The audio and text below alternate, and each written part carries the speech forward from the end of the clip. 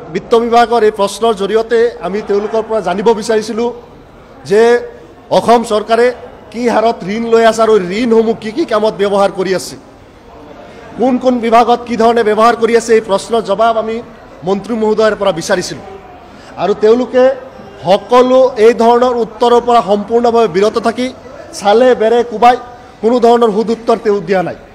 আৰু যি সময়ত আমি প্ৰশ্ন তুলিছিলোঁ যে অসমৰ মানুহৰ কাৰণে, অসমৰ সকলো মানুহৰ কাৰণে যি ঋণ লোৱা হৈ আছে, সেই ঋণসমূহ কেৱল পাৰ্টিকুলাৰ কিছুমান বিশেষ বিশেষ সমষ্টি আৰু বিশেষ বিশেষ জেগাত কিয় ব্যৱহাৰ কৰা হয়।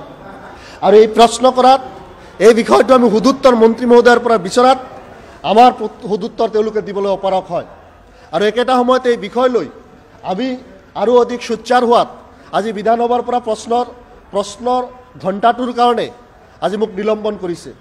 এই নিলম্বন হাজাৰবাৰ হ'বলৈ কোনো আফচোচ নাই। আমাৰ সমষ্টিৰ জনগণৰ কাৰণে তেওঁলোকক দিয়া ৱাদাসমূহ আমি ৰাখিবলৈ ইয়ালৈ আহিছিলোঁ। আমি জনগণক কৈছিলোঁ আমি তেওঁলোকৰ বিকাশৰ কাৰণে কথা ক'ম, বিকাশৰ কাৰণে কাম কৰিম। আজি দেখিছোঁ যে বছৰেকত 24,000 কোটি টকা ঋণ লয় আৰু তাৰ গোটা দিয়ে 10-20 কোটি টকাহে আমাৰ সমষ্টিসমূহত ব্যৱহাৰ কৰা হয় ৰাস্তা ঘাট ইত্যাদি পদূলি নিৰ্মাণ কৰিবলৈ।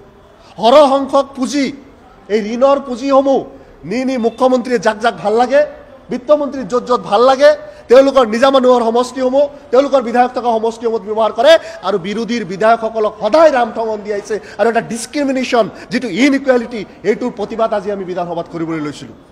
আজি অন্তত সগৌৰৱে অসমৰ জনগণক ক'ব বিচাৰিছোঁ যে অসমৰ জনগণৰ লগতে বিজেপি চৰকাৰখনে যি ধৰণৰ ডিছক্ৰিমিনেশ্যন কৰিছে আৰু সেই কথা আপোনাৰ অঞ্চলৰ আপোনাৰ গোটেই অঞ্চলত গোটেই সমষ্টিত প্ৰতিফলিত হ'ব যদিহে আপুনি বিৰোধী সমষ্টিৰ বিধায়কৰ পৰা আহিছে আৰু যদিহে আপোনাৰ বিধায়ক বিজেপিৰ লগত লেটিপেটি কৰা নাই। আজি আমি এই আপোনালোকৰ জৰিয়তে অসমৰ জনগণক ক'ব বিচাৰোঁ যে অসমৰ সকলো জনগণৰ মূৰৰ ওপৰত বোজা দি ঋণ লৈছে চৰকাৰে আৰু সেই ঋণ কেৱল পাৰ্টিকুলাৰ কিছুমান ঠাইত খৰচ কৰিছে। আমি দাবী কৰোঁ যে অসমৰ প্ৰতিটো সমষ্টিতে এই ঋণৰ টকাৰে ডেভেলপমেণ্টৰ কাম হওক।